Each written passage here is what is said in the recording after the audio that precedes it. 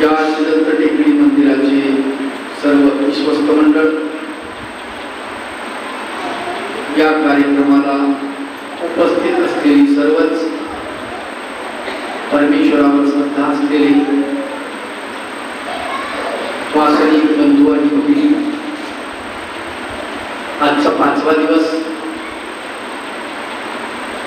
आज आपण या 5व्या दिवसाच्या निमित्तानं या ठिकाणी सर्वज्ञाचं आणखी एक सूत्र निरूपणासाठी घेणार आहोत आणि त्या सूत्राचा अर्थ, त्याचा प्रकरणवश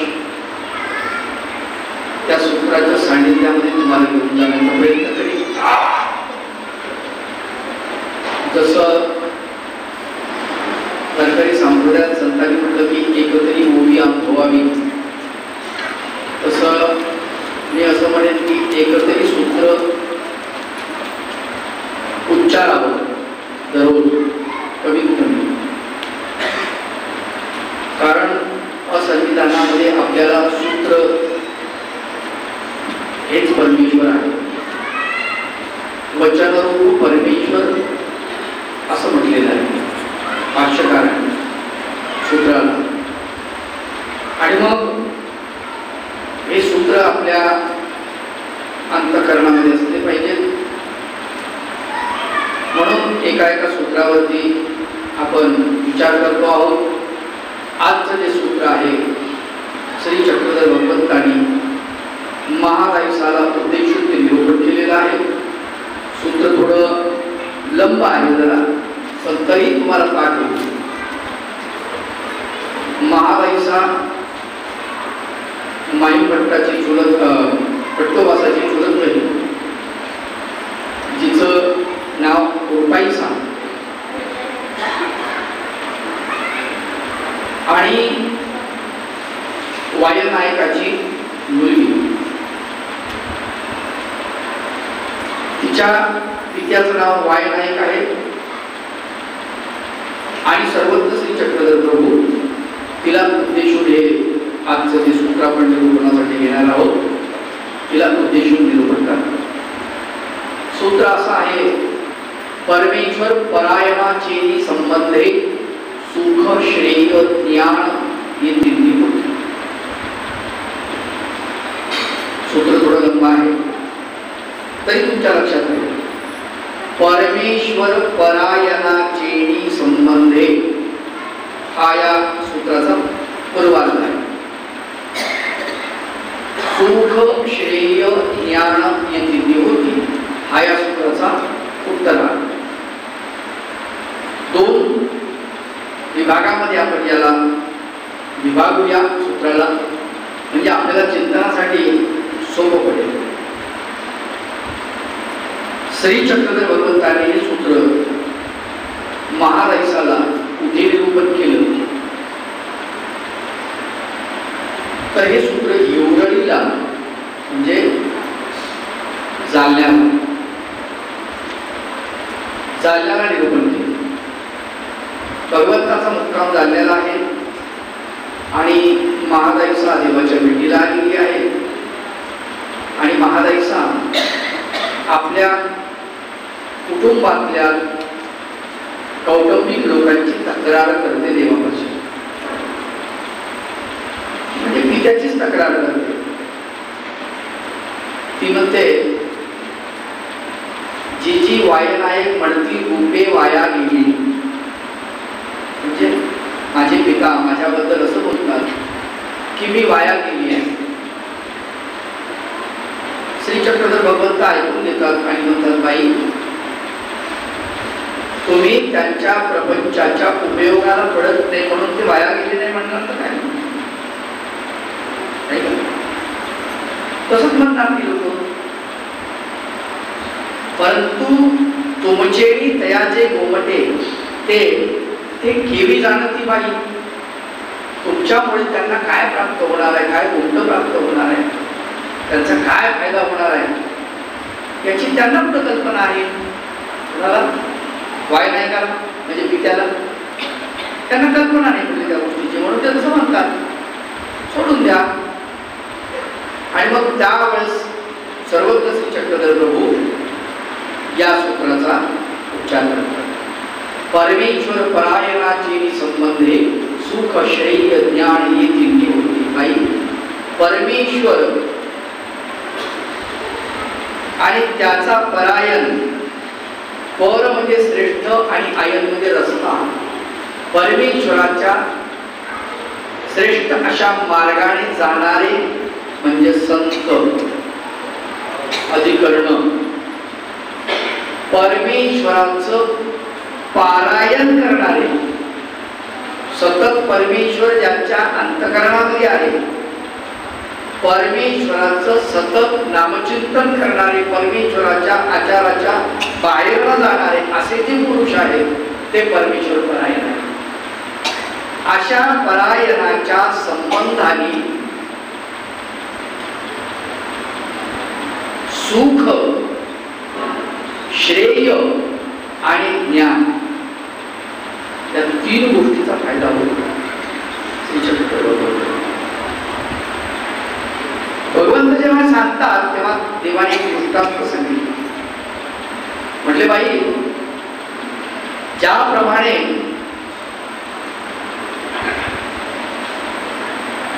परिसाच्या दृष्टांतामध्ये तो शेतकरी असतो आणि शेतकरी आलेल्या अतिथ्याला आपल्या घरी आश्रय देतो. त्याला कल्पना नसते की याच्यामुळे आपलं भलं होणार आहे. थोड दृष्टांत आहे परिसाचा. सूत्रपाठामध्ये सूत्रपाठ 1050 सूत्र संपले. उद्धरणाच्या पुढे आचार मालिका, विचार मालिका आणि पुढे लाभणी आणि त्याच्यानंतर दृष्टांत. त्या दृष्टांतामध्ये 114 दृष्टांत आहेत. किती आहेत? 114. तर त्या 114 दृष्टांतापैकी आहे परिसाचा. मग श्री चक्रधर भगवंत म्हणतात, कुणी एक दुबळे ब्राह्मण कुटुंब असते. दुबळे म्हणजे परिस्थितींना, त्या ब्राह्मण कुटुंबाच्या घरी दिवस मावळाच्या वेळेला एक संन्यासी आणि तो म्हणतो, आई मला तुम्ही तुमच्या ओसरीला राहू देता का? म्हणजे बिडार देता का? बिडार शब्द आलेला आहे त्याच्यामध्ये. ते म्हणते ना, ना बाबा एक रात्री काय, कारण बाहेर पाणी पडत असते, बाहेर पाणी पडत असते. ते पाणी कसं आहे? झड असते की नाही, झड आहे. दारी तिटत तिटत ऐसे पाणी पडत होते असा उल्लेख आलेला आहे. तिटत तिटत म्हणजे तुटक तुटक असं पाणी पडत होतं. आणि त्यामुळे त्याचे कपडे आंबट वगैरे झालेले. मग त्याने काय केलं की त्या बाईने यांना बसायला टाकलं. तुटकी बाज फाटकी वाकड त्याच्यावरती बसायला टाकलं. बसला. त्याचे पाय धुवून काढले. तिचा मालक आला, त्याला थोडंसं शेत होतं आणि शेतामधून येत असताना त्यांनी डोक्यावरती कडब्याची पेंडी आहे, त्याला वानराची पेंडी असं म्हटलं. ती कडब्याची पेंडी आणून दारामध्ये त्यांनी टाकली. त्याला वाटलं कोणीतरी साधू महात्मा दिसतो आहे. मग तो आला, पाया पडला. मग त्याच्याकडे गाय होती. त्या गाईचं दूध काढलं. राळ्याचे तांदूळ होते. राळे माहिती,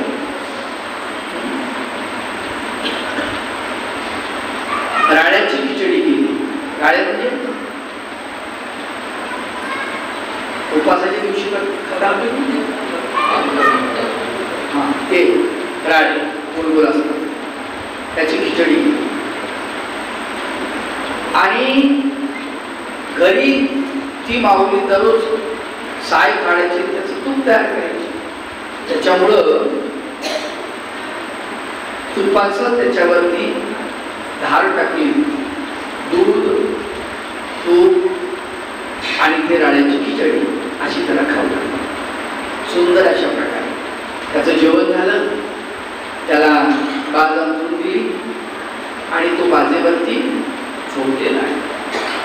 आणि दोघही जण त्याच्या पायापाशी बसले. दोघांनी एक एक पाय घेतला त्याचा आणि त्याचे पाय दाबायला सुरुवात केली. पती पत्नी कुटुंबामध्ये दोघच जण होते. मुलाबाळाचा काही उल्लेख आलेला नाही आहे. पाय दाबत होते. आता गंमत अशी झाली की याला खूप छान, याला वाटतं किती श्रद्धाळू आहे ते. पहा बरोबर, परिस्थिती नाजूक, परिस्थिती एवढी सधन नाही, तरी याची श्रद्धा किती चांगली आहे. म्हणाला ठीक आहे, तुम्ही एक काम करा, तुमच्याकडे लोखंडाचे जे अवजार आहेत ना, सगळे अवजार जे आहेत तेवढे आणून माझ्या बाजूच्या खाली ठेव. आता गरीब शेतकरी त्याच्याकडे राहणार तरी काय? लाकडी नांगर, त्याचा तो कुसा, दुसरं काय तर वखराची पास, तिसरं काय तर ते वखराला माती अटकू नये म्हणून तुत, नाही का, त्याला जशी काडी असते त्याला चाबूक लावलेला असतो. आणि तिसरं काय तर कुऱ्हाड, चौथं काय तर विळा. या व्यतिरिक्त काय राहणार आहे त्याच्याकडे? मग त्या आणून खाली घरी ठेवून देतो. आता त्या महात्म्याच्या झोळीमध्ये परीस होता. परीस अशी एक वस्तू आहे, असा एक दगड आहे असं सांगतात. त्याला हिंदीमध्ये पारस असं म्हणतात. तर हा दगडच, पाषाणच, परंतु तो जर समजा लोखंडाला लागला तर त्याचं सोनं होतं. अशी त्या दगडाची किंमत आहे, त्याची ख्याती आहे. मग त्यानं आपल्या झोळीतला तो परीस काढला आणि त्या लोखंडाला लावला आणि पहाटच ते निघून गेलं. कोण? तो महात्मा. आता तो निघून गेला, हा शेतकरी. पास दृष्टांत फार गोड बोलत होता. स्वामी सांगतात सकाळी उठला शेतकरी माणूस, सूर्योदयाच्या अगोदर उठला. सकाळी उठला, ते गठुडं घेतलं, डोक्यावर ठेवलं आणि आपली बैलजोडी घेऊन शेताला गेला. मग आता शेताला गेल्यानंतर त्यांनी नेमकं त्याचे दिवस आहेत कशाचे, नांगरायचे वगैरेचे, म्हणून यानं नांगर झोपला. नांगर झोपला तर ते फळ वागलं, जे होतं ते वागून गेलं. म्हटलं काय कटकट झाली, काय झालं, कुठलं का मोठलं का काय झालं. मग जेवढं काल नांगरलं होतं मला वखरून टाकलं, वखर सुटला. वखर सुटला तर फाळ वागली. याला वाटलं त्याला गवत अडकलेलं असेल. मग याच्याकडे तुटं होतं, त्या तुट्यानं वखर असा बाजूला केला आणि त्याचं काढायला लागलं. पण ते गवत कशाला, गवत निघेना, ती पास वाकलेली, तुटही वागलं. आता काय करावं, मला जाऊ द्या. झाडाच्या म्हणजे दुऱ्याच्या काठ्यावरती झुडपं झालेलं होतं. कुऱ्हाड घेतली आणि झाड तोडायला लागला. झुडपं कुऱ्हाड वाकली, काय कटकट झाली, वा गंमतच झाली. मला जाऊ द्या, गवत काढू. खाईला गवत ते होईल घरी. विळा घेतला, गवत कापायला बसला, विळा वाकला, वैतागून शेवटी त्या वस्तू बांधल्या गठोड्यामध्ये. डोक्यावर घेतलं, बैल घेऊन घरी आला. एवढा चिडला, त्याला वाटलं आपल्या घरी तो साधू आला ना, त्यानं आपल्या बाजीच्या खाली हे गठोडं ठेवायला लावलं. त्यानं काहीतरी तंतर केलेलं दिसते, काहीतरी मी केलं म्हणलं, एका काम झालं. दाम दिशी ते गठोडं आदळलं आणि पत्नीला म्हणला, अगं कोणाला तू पिढार दिलंस? पापिनी पापिनी, आज माझ्या सोन्याचा देहाडा वाया गेला, सोन्याचा दिवस वाया गेला. आपण काय म्हणतो आता, टाइम खूप किमतीचा आहे, टाइम इज मनी. परंतु आपले पूर्वज यापेक्षा श्रेष्ठ होते, बुद्धिमान होते. ते म्हणत होते दिवस म्हणजे सोन्याचा. आजी माझा सोन्याचा देहाडा वाया गेला, महात्मीने कुजांतर केले, पापीनी कुणाला बिढार दिलं तू? आता हा असा बोलू राहिला. बाया म्हणतात दीड गंभीर असत. ती माऊली घरातून बाहेर आली. नेमकं काय झालं बा, काहून बडबड करायला हे म्हणून ती बाहेर आली. जशी बाहेर आली तिनं ते यानं गठोडं आदळलेलं. आता एवढा वेळ जो गेला तोपर्यंत सूर्य निघालेला आणि सूर्य निघाल्यामुळे सूर्याची किरण याच्या अंगात पडली. त्या वस्तूला लागलेलं जे माती होती, चिखल, तो चिखल निघून पडला आणि आतलं जे सोनं ते विसरलं.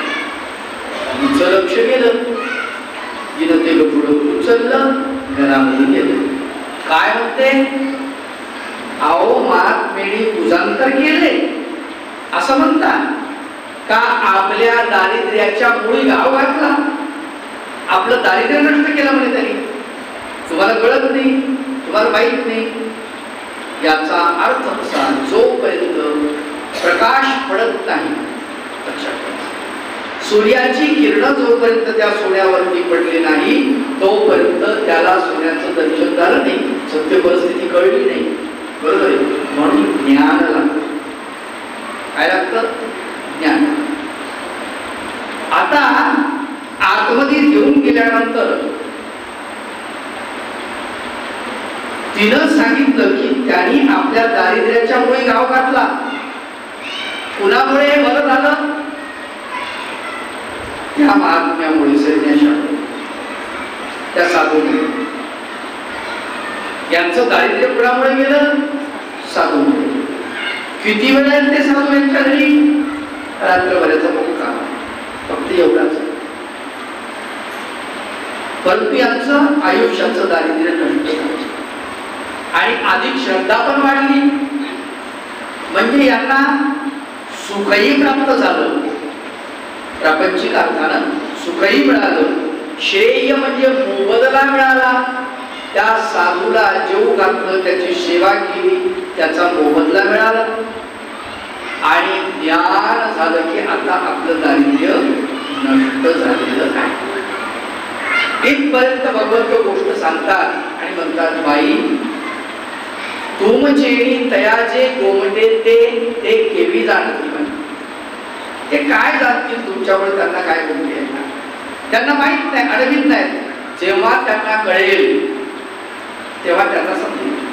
आणि या ठिकाणी भगवंत परत त्या सूत्राचा उच्चार करतात, परमेश्वर परायणाचे संबंधे सुख श्रेय ज्ञान येथे बाई परमेश्वर परायणाच्या संबंधाने, परमेश्वर परायण म्हणजे साधू एका शब्दामध्ये, परमेश्वर परायण म्हणजे संत, परमेश्वर परायण म्हणजे अधिकरण, यांच्या सानिध्याने संपर्काने सुख श्रेय आणि ज्ञान हे तिन्ही होतात. परमेश्वर परायणाच्या संबंधाने सुख होतं, श्रेय म्हणजे मोबदला मिळतो आणि ज्ञानही होतं. अशा तीन गोष्टीची प्राप्ती आपल्याला होते. स्वामी चक्रधर महाराज मादाई सरांनी पण करतात. आता सुख होतं म्हणजे काय होतं नाही का? आपल्याला सुख म्हटलं की जगामध्ये संपत्तीच्या माध्यमातून आपल्याला सुख प्राप्त करण्याची इच्छा असते, इंद्रियांच्या माध्यमातून आपल्याला सुख प्राप्त करण्याची इच्छा असते, किंवा मित्र परिवार वगैरे यांच्या माध्यमातून आपण सुख प्राप्त करून घेण्याच्या तयारीमध्ये असतो. यालाच आपण सुख म्हटले. प्रपंचामध्ये सुख ज्या गोष्टीला म्हणतात ते सुख इथे स्वामी चक्रधर महाराज उच्चारत नाही, एवढं मात्र लक्षात. पण प्रपंचामध्ये जे सुख आहे त्या सुखाचा जर विचार केला तर हे सुख कसं आहे, संत तुकाराम बाबा त्याचं वर्णन करतात. सुख पाहता जमा पाळे आणि दुःख पर्वता एवढे. दुःख मात्र प्रचंड प्रमाणामध्ये मोठं आहे आणि सुख मात्र अगदी थोडं आहे. अगदी कसं आहे, थोडं आहे. ज्या प्रपंचामध्ये, ज्या सृष्टीमध्ये चंद्र आपल्याला सुख देतो नाही का, नवीन लग्न झालेलं जोडपं चंद्रप्रकाशामध्ये फिरायला जातं नाही का, आणि तिथे गेल्यानंतर चंद्राकडे बघून आना भाका घालतात, शब्दा घालतात एकामेकाच्या प्रेमाच्या नाही का. हे चंद्र शीतलता देणारा आहे, परंतु संत ज्ञानेश्वरांनी त्याचं वर्णन फार सुंदर केलेलं आहे. जिये लौकीचा चंद्रू क्षयरोगी, जे तो उदय होय असता लागी, दुःख देऊनी सुखाचा अंगी सळित जगा. दुःखानं सुखाचा अंग का घातला आणि जगाला सळते आहे, म्हणजे जगाला त्रास देते आहे. कोण? दुःख. कारण दुःखच दुःख आहे जगामध्ये, सुख नाही आहे. सुख किती पहा, किती तुम्ही शोधा, पण तुम्हाला सुख सापडत नाही. मानवाव कवी फार सुंदर वर्णन करतात. सुख शोधिताना दुःखाची सापडे, मृगन्याय झाले मन माझे वेडे, तरीही तुला मी आठवितो चिंता. हा सुंदर भजन आहे. धावत तेरे तेरे भगवंता, ऐकलं असेल, वाटही असेल कदाचित. तर अशा प्रकारे आपण सुख शोधतो पण सुख भेटत नाही. किती शोधण्याचा प्रयत्न केला, जगानं सगळं सुखासाठी केलेलं आहे, आपण सगळं सुखासाठी करतो, पण सुख मात्र आपल्याला भेटत नाही. म्हणून प्रापंचिक सुखाचा विचार इथे भगवंत सांगत नाही, तर इथे आध्यात्मिक सुखाचा विचार. इथे आध्यात्मिक सुख आहे, त्या सुखाचं भगवंत इथे वर्णन करतात की परमेश्वर परायणाची संबंधे सुख, श्रेय, ज्ञान हे तिन्ही. प्रापंचिक सुख तुम्हाला मिळणार नाही, तो भाग निराळा, परंतु आध्यात्मिक सुख मात्र तुम्हाला निश्चित मिळेल परमेश्वर परायणाच्या सानिध्यामध्ये तुम्ही गेल्यानंतर. गंमत अशी आहे की आपण परमेश्वर परायण होत नाही का. परमेश्वर परायण होत नाही, आपण स्वार्थ परायण आहोत. काय आहोत? प्रत्येक गोष्ट आपल्याला असं वाटतं स्वार्थासाठी आपण धडपडत असतो. स्वार्थाच्या रस्त्याने आपण चालतो. कोणत्या रस्त्याने चालतो? आपला रस्ता कशाचा आहे? स्वार्थाचा रस्ता आहे. परमेश्वर परायणाचा रस्ता नाही. पर म्हणजे आयन आणि पर म्हणजे काय? श्रेष्ठ, आणि आयन म्हणजे रस्ता. श्रेष्ठ असा रस्ता जो परमेश्वर जिकडे परमेश्वराकडे जाणारे जे आहेत, ज्या रस्त्यानं जातात परमेश्वराकडे, त्यांच्या सोबत जर आपण गेलो, तो रस्ता म्हणजे मोक्ष मार्ग ज्याला म्हटलेला आहे, परमेश्वराचा मार्ग ज्याला म्हटलेला आहे. मार्ग म्हणजे रस्ता. तर त्या रस्त्यानं जात असताना त्यांना त्यांच्या सोबत जर असेल एखादा, तर त्याच्यामुळे सुख, श्रेय आणि ज्ञान या तिन्ही गोष्टीची उपलब्धी होते. लक्षात ठेवा. पण आपण मात्र कसे आहोत? त्या रस्त्यानं जाणारे नाही आहोत. आपला रस्ता कसा आहे? स्वार्थ परायण असा रस्ता आहे. आपण परमेश्वर परायण नाही आहोत. परमेश्वराविषयी आपल्याला आवड नाही आहे, परमेश्वराविषयी आपल्याला दोष नाही आहे, परमेश्वराकडे जावं असं वाटत नाही, परमेश्वर परायण आहोत, त्याचे सानिध्य करावं असं वाटत नाही, म्हणजे साधू संतांचा संग करावा असं वाटत नाही. आपण संग करतो कुणाचा? आपला स्वार्थ ज्याच्यामध्ये आपल्याला पूर्ण होईल अशा व्यक्तीचा आपण संग करतो. या वैभवकार फार सुंदर वर्णन करतात त्याच्या 7व्या अध्यायामध्ये. ते म्हणतात स्वार्थ परायणता वाढली, तेणे हिंसाही केली आणि देहाची रुद्रभूमी झाली माझी अनंता. त्याच्यामध्ये एक प्राश्चित आलंय, छोटं प्राश्चित, आणि त्या प्राश्चितामध्ये हे आलेले होते. उकिरडा जो झाला, उकिरड्याची वेळ आहे, त्याच्यामध्ये प्राश्चित आहे. फार सुंदर ग्रंथ आहे लीळावैभव. पुन्हा पुन्हा वाचत चला, पारायण करा, खूप छान वाटतं. तर स्वार्थ परायणता वाढली, तेणे हिंसाही केली. माझी स्वार्थ परायणता वाढली, माझ्यामधला स्वार्थ वाढलेला आहे. स्वार्थाच्या रस्त्याने मी जातो आहे देवा भगवंता. माझा रस्ता कसा आहे? स्वार्थाचा रस्ता आहे. आणि स्वार्थाचा रस्ता कसा आहे? मग मी काय केला? पैशाच्या रस्त्याने जातो आहे. मी कशा रस्त्याने जातो आहे? मी विषयाच्या रस्त्याने चाललेलो आहे. मी विषय परायण आहे, मी आलिंबन परायण आहे, मला विषय आवडतो, मला आलिंबन आवडतं, मला विषय आवडतो, मी माझ्या स्वभावाला मात्र देऊ शकत नाही, मला जसं वाटतं तसं मी वागत असतो, हे का परायण असा शब्द आलेला आहे. परंतु इथे परमेश्वर परायण व्हायला सांगितलेलं आहे देवानी. स्वामी म्हणतात की बाई परमेश्वर परायणाची संबंधे सुख श्रेय ज्ञान येतील होती. परमेश्वर परायण जे आहे त्याच्या सानिध्यात तुम्ही जर गेला तर सुख श्रेय ज्ञान या तिन्ही गोष्टींची उपलब्धी होते. साधारण जर आपण विचार केला संतांच्या संगतीनेही आपल्याला सगळं प्राप्त होतं. म्हणून संतांची संगती आपण धरली पाहिजे, संतांच्या सानिध्यामध्ये आपण गेलो पाहिजे. पण आपण संतांच्या सानिध्यात जात नाही. संत तुकाराम बाबा सुद्धा वर्णन करतात, काय म्हणतात की संतांची संगती जर आपण केली करावी तातडी परमार्थाची. संत समागमे करावी आवडी आणि करावी तातडी परमार्थाची. परमार्थाची तातडी केली पाहिजे. आपण परमार्थाकडे जाण्याची आपण घाई केली पाहिजे. परमार्थाकडे जाण्याची आपण घाई करत नाही. आपण मात्र प्रपंच जितका जीव लावून करतो इतका जीव लावून देवधर्म कधी केला नाही. लक्षात घ्या, प्रपंचासाठी आपण जितकं झटतो तितकं कधी परमेश्वरासाठी झटलो नाही. परमेश्वरासाठी झटणे म्हणजे आपल्या आत्म्याचं कल्याण करणे. प्रपंचासाठी झटणे म्हणजे कुटुंबासाठी झटलो, स्वतःसाठी झटलो, पत्नीसाठी, मुलासाठी, आईसाठी, वडिलांसाठी, घरामधल्या सगळ्या कुटुंबासाठी किती किती आपण झटत असतो, किती झिजत असतो, किती आपला देह खतम होतो. लक्षात. कारण संत म्हणतात की करावी तातडी परमार्थी. परमार्थाची तातडी केली पाहिजे. आपण परमार्थाची घाई केली पाहिजे. परमार्थ जीव लावून केला पाहिजे. प्रपंच जीव लावून करण्याची गरज नाही. प्रपंच आपोआप होणार आहे. तोमसर बाबा कसं म्हणतात, आपोआप कसा होईल? बरोबर होतो, आपोआप होतो. तुळशीचं लग्न लागलं ना की आपोआप सुरू होतं तो प्रपंच, आहे का? आपोआप प्रपंच सुरू होतात. एकदा पती पत्नीचं लग्न लागलं, काही करावं लागतं का त्यासाठी? फार प्रयत्न नाही, काही करावं लागत नाही. 1-1.5 वर्षात मुलं बाळ होतात, मुलं बाळ मोठे होतात, नाही का? खानपान, त्यांचे कपडे, लत्ते आपोआप पिछेशी आगे ढकलायची सुरू राहतो.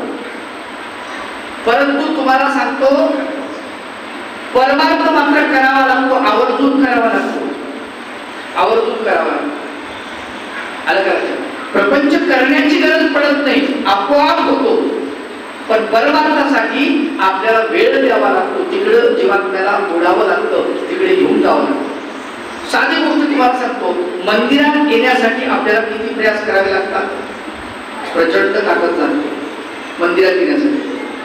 आणि बाकीच्या गोष्टी करण्यासाठी बाजारात जायला, मार्केटिंगला, नाही तिकडे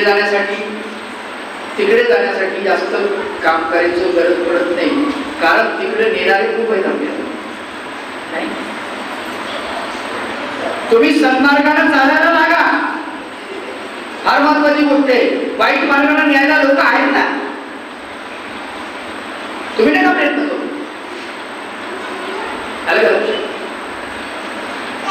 तुम्ही परमेश्वराच्या रस्त्याने चालायला लागा. वाईट रस्त्याने न्यायला तुम्हाला भरपूर लोक आहेत. तुम्ही परमेश्वराचं चिंतन करा. आलं का लक्षात? विषयाचं चिंतन करायला लावणारे भरपूर आहेत, भरपूर लोक आहेत. ते शिकवणारे भरपूर आहेत आपल्याला. तुम्ही चांगलं वागा, चांगलं वागायला शिका. वाईट वागायला शिकवणारे खूप आहेत, खूप आहेत. तुम्ही सत्य बोला, खोटं बोलायला लावणारे खूप लोक आहेत. तुम्हाला चिंता करू नका. की मी खोटं कसं बोलत मग कधी मला सवय नसेल तर खूप लोक आहेत खोटं बोलायला आवडतं. तुम्ही तुमचं अंतःकरण शुद्ध करा. आलं का लक्षात? तुमचं अंतःकरण तुम्ही शुद्ध करा. तुम्ही आतमध्ये शांत व्हा. जळणारे लोक आहेत ना, जळू द्या ना, जळतात त्यांना जळू द्या, पण तुम्ही मात्र शांत व्हा. तुम्ही परमेश्वराच्या रस्त्याला लागा. बाकीच्यांना जाऊ द्या कुठे जायचं. तुम्ही तुमचा विचार करा.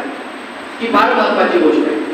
आणि म्हणून सुख जे आहे ते सुख प्रपंचात नाही आहे. भगवान गोपाल कृष्ण श्रीमद भगवद्गीतेमध्ये फार सुंदर वर्णन करतात. भगवंत म्हणतात की दुःखालयम अशाश्वतम, हे जग सगळं दुःखाचं आलय आहे, दुःखाचं घर आहे आणि अशाश्वत आहे, टिकणार नाही आहे. पण या सुखाचा विचार करू नका. हे सुख संपणार आहे. लक्षात घ्या. या सुखाचा तुम्ही विचार केला, हे संपणार आहे. किती दिवस राहील आपला चेहरा सांगा ना तुम्ही. दिसतो असा चेहरा किती दिवस राहणार आहे? नाही राहणार. हळूहळू त्याच्यावरचं तेज कमी होत जाणार, त्याच्यावर सुरुवात्या पडणार. सुरुवातीला 2-3 रेषा पडतील, मग हळूहळू जास्त वाढतील, मग उभ्या आडव्या रेषा वाढतील, मग चेहऱ्यावरती जाळं तयार होईल. सुंदर दिसणारे दात, अगदी मोहक असणारे दात, नाही का, ते दात हळूहळू हलायला लागतील आणि मग त्याच्यामध्ये खिंड पडेल आणि ते पडायला लागतील, नाही का. हळूहळू हळूहळू आपल्याला ते सोडून जातील. डोक्यावरची केस हळूहळू पातळ व्हायला लागतील आणि हळूहळू ते पांढरे व्हायला लागतील. ते होत राहणार आहे. लक्षात घ्या. तुम्ही किती सजवणार स्वतःला? तुमच्याकडे का वैज्ञानिक विद्या आहे का तुमचं वय थांबून ठेवण्याचं? नाही आहे. प्रत्येकाला असं वाटतं की विद्या जर भेटली आम्हाला तर खूप चांगलं झालं असतं, नाही का. खरं तर याचा संशोधन करणाऱ्या लोकांनी जर असा विचार केला की चक्रधर स्वामींनी ज्या विद्येचा स्वीकार केला काटोलला गणिनाथाकडून, ती विद्या नेमकी कोणती होती, कसले मंत्र होते, काय प्रकार होता, ती विद्या जर सगळ्यांना मिळाली तर सगळे जीव तरुण होतील, नाही का. सर्वांना असं वाटतं. कदाचित आपल्या उद्देशाला तर निश्चित वाटत असेल अशी जर विद्या भेटली तर बरं होईल, आपलं सौंदर्य कायम टिकून राहील, नाही ना. पण या सुखाचा विचार करू नका. हे सुख तात्पुरतं आहे. हे सुख तुम्हाला चिरकाल टिकणार नाही आहे. तुमच्या इंद्रियांच्या माध्यमातून तुम्हाला मिळणारं जे सुख आहे ते पंच ज्ञानेंद्रियाच्या माध्यमातून, पंच कर्मेंद्रियाच्या माध्यमातून तुम्हाला मिळणारं सुख आहे हे संपणार आहे. तुम्ही जेवण करताना सुख आहे तुमच्याकडे, फक्त तुम्ही जेवताना तिथपर्यंत सुख आहे. तोंडाला बरं वाटलं, चविष्ट वाटलं, गोड वाटलं, खारट आंबट तिखट वाटलं, तुम्हाला छान वाटलं, जेवेपर्यंत जेवण झालं, संपलं, नाही का. नाकाला तुम्ही सुगंध फूल लावला, तोपर्यंत नाकाला फूल आहे, सुगंध आहे, तोपर्यंत तो सुगंध बरा वाटतो. सुगंध संपला, फूल सुकलं, सुगंध संपला, पुन्हा नाक आतुरतच आहे. आलं का लक्षात? पंच ज्ञानेंद्रियाच्या माध्यमातून जी जी तुम्ही, पंच कर्मेंद्रियाच्या माध्यमातून जी जी सुख तुम्ही अनुभवता, कारण तुम्हाला सुख अनुभवण्याचं जे साधन आहे ते फक्त आणि फक्त पंच ज्ञानेंद्रिय आणि पंच कर्मेंद्रिय हेच आहे, दुसरं काहीच नाही. विचार याच्या माध्यमातून तुम्हाला सुख मिळते. आणि इंद्रिय तुमचे विरामात पावणार आहेत, ते थकणार आहेत. ते काय होणार आहे? इंद्रिय कमी कमी होत जाणार आहे. त्यांची पावर, त्यांची शक्ती, त्यांचं सामर्थ्य हे कमी कमी होत जाणार आहे. मग त्यावेळेस तुम्ही काय करता? म्हणून या सुखाचा विचार नका करू. स्वामी चक्रधर महाराज डोबेग्रामला नागदेव आचार्याच्या छातीवरती पाय देतात. सगळ्यांना माहिती आहे, पूजा अवसरामध्ये ते आलेलं आहे. ते भोगिते सुमना ती कशट प्रकारे नागार्जुने मुनिवरे परभाग्यवंते. बाईसा दरवाजा उघडतात. देव सकाळी सकाळी खाकरतात. एकीच खाकरीतील असं वर्णन आलेलं आहे. खाकरतात भगवंत, मग बाईसा उठतात भगवंताच्या खाकरण्याने. किती सावध झोप आहे, कमाल आहे की नाही. भगवंताच्या नुसत्या खाकरण्यानं मोठ्यात खाकरत असतील का? नाही, अगदी हळू, पण तेवढ्या खाकरण्याला बाईसा उठते. किती जागरूक झोप आहे. म्हणजे बाईचा झोपेच्या अधीन नाही आहे, तेव्हा परमेश्वर प्राप्त होतो. बरे हो, आपल्या आहारा विहारावरती कंट्रोल करावं लागतं, आपल्या स्वभावावरती कंट्रोल करावं लागतं, तर देव पावतो, तर विधी साधते, नाही तर विधी साधत नाही. जैन लोक संध्याकाळी दिवस मावळण्याच्या आतमध्ये जेवतात.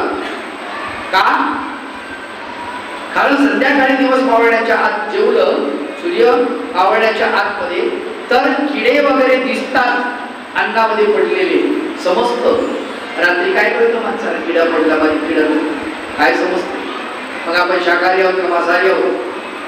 अवघड आहे. झालंय आपलं, बाई प्राणाशी आहू द्यावा, इंद्रियाशी न द्यावा, याच्यामध्ये झालेलं आहे. परंतु आमचे मानव जे आहे संन्यासी, हे सुद्धा आजही मार्गांमध्ये 6 वाजता जेवण होतं. 6 वाजता संध्याकाळी 6 वाजता जेवण होतं आणि जेवण करून मग पूजा अवसर होतो. तुम्ही बाबा आहे का? उलटच काम आहे. उलट नाही आहे. त्यांचं जेवण म्हणजे सुद्धा भक्तीच आहे. ते आपल्यासारखं जेवण नाही. आलं की मस्त, वा कढी मस्त झाली, वा बुंदी छान झाली, चपातीला मस्त लागू राहिली, वा वा पिठकोन चांगलं होतं, कचोरी लई छान झाली, वा असं नाही म्हणत ते. कारण ते जेवण करतात त्यावेळेला भगवंताचं नामचिंतन करतात. तिथे त्यांचा जेवणामध्ये रस नसतो, भगवंताच्या नामामध्ये रस असतो, भगवत चिंतन असतं. म्हणून त्यांची भोजन ही सुद्धा भक्तीच असते. लक्षात ठेवा. कारण ज्या विधी आहेत नित्यविधी, त्याच्यामध्ये भोजन हे सुद्धा आलेलं आहे.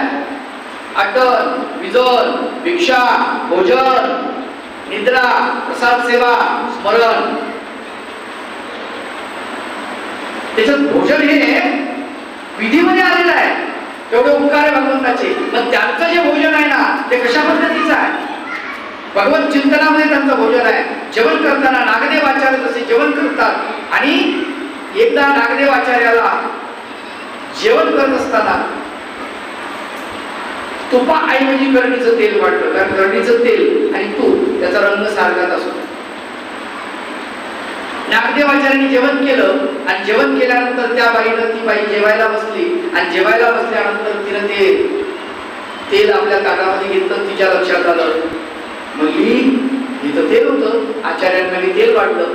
गेली आचार्यांकडे, आचार्य सांगायला पाहिजे तू, कटकट म्हणे भट्टो, सांगायला पाहिजे होतं तुम्ही, मी तुम्हाला तेल वाटलं म्हणे आणि तुम्ही तेलानं जेवण केलं. काय म्हटले नागदेवाचार्य? करडे का तुपे हे जरी जाणे तरी रुपेची आण. म्हणजे मला माहित नाही, म्हणजे जेवण करताना मला कळलं नाही. म्हणजे लक्ष कुठं होतं त्यांचं? लक्ष जेवणामध्ये नव्हतं, लक्ष भगवंताकडे होतं. लक्ष म्हणून त्यांचा पूजावसर सुद्धा भोजन आहे. जेवताना तो पूजावसर आहे. पूजावसर सोडून जेवण करतात ते आणि नंतर पूजावसर करतात. नंतर सगळं चालतं. मग हे कशासाठी आहे सगळं? नाही का? आम्ही तर कसे कधी बी जेवण करतो, कुठे बी कसे, पण जेवणाच्या माध्यमातून आम्हाला जे सुख प्राप्त होतं ते संपणारं सुख आहे. पाहण्याच्या माध्यमातून आम्हाला जे सुख प्राप्त होतं ते संपणारं सुख आहे. ऐकण्याच्या माध्यमातून जे आम्हाला सुख प्राप्त होतं ते संपणारं सुख आहे. लक्षात ठेवा. ते टिकणार नाही आहे, काय टिकणार नाही आहे. टीव्या तशाच आहे. आलं का लक्षात? पाहणारे संपले, गाणे तसेच आहे, ऐकणारे संपले, बुद्धीची ढेक तसेच आहे, खाणारे संपले. आपण संपून जाणार आहोत, आपले इंद्रिय संपणार आहेत. म्हणून याचा विचार करा पाहिजे. या सुखाचा विचार करत नाही भगवंत. परमेश्वर परायणाचे संबंधे सुख म्हणजे कोणतं सुख? आध्यात्मिक सुख. कसं सुख आहे? जे नागदेवाचार्यांना होतं. स्वामी चक्रधर महाराज जेव्हा उठत आहेत आणि बाईसा खाकरल्यानंतर भगवंत बाईसा उठते, सुजगरे होते आणि स्वामी चक्रधर महाराजांच्या जवळ उपान्न आणून देते. म्हणजे देवाची पायतन, देवाच्या घडावा त्या आणून देते. भगवंत त्या स्वीकार करतात आणि भगवंत कशाकडे जातात? भगवंत जातात दरवाजाकडे. बाईसा खिळी काढली म्हणजे दरवाजाची खीळ काढते आणि दरवाजा उघडते. बट्टोबास उंबरा कुशाला येऊन झोपलेले आहेत. ते झोपलेत, उंबऱ्यावरती झोपले. उंबऱ्याला पुसं दिलं आणि झोपले. चक्रधर भगवंत जातात आणि त्याच्या छातीवरती पाय दिला. श्रीचरण ठेवतात आणि श्रीचरण ठेवून भगवंत त्याच्या श्रीचरणा म्हणजे आपल्या श्रीचरणाने त्याचे वक्षस्थळ दाटीतील असं वर्णन आहे. आणि त्यावेळेला नागदेव आचार्यांना जे सुख होतं त्या सुखाचं वर्णन इतकं जबरदस्त आहे. ते म्हणजे 6 प्रकारचं सुख आहे. किती प्रकारचं? ते भोगिजे सुमना दिकषट प्रकारे 6 प्रकारचं सुख आहे. ते किती प्रकारचं? 6 प्रकारचं. कसं? कोणते 6 प्रकार असतील?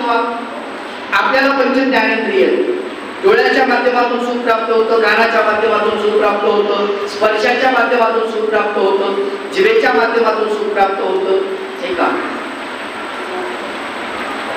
त्वचेच्या माध्यमातून सुख प्राप्त होतं, या पंच ज्ञानेंद्रियाच्या माध्यमातून सुख प्राप्त होतं. तर आचार्य नागदेवांना या पंच ज्ञानेंद्रियाच्या माध्यमातून एकदा सुख तिथे प्राप्त होतं.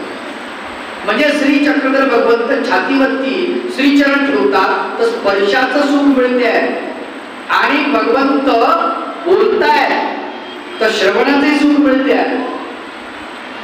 भगवंताचा स्पर्श होत असताना स्पर्शाचं सुख आहे, करणाचं सुख आहे, देवाचं म्हणजे लीळा आठवत आहे अंतःकरणामध्ये, म्हणून ते मनाचं सुद्धा सुख आहे. मन सुद्धा उल्लासित झालेलं आहे, प्रफुल्लित झालेलं आहे मन सुद्धा. म्हणजे पंच ज्ञानेंद्रिय सुखावलेले आहे, शरीर सुखावलेलं आहे, मन सुखावलेलं आहे, अंगावरती रोमांच आलेलं आहे. असं कधी होतं?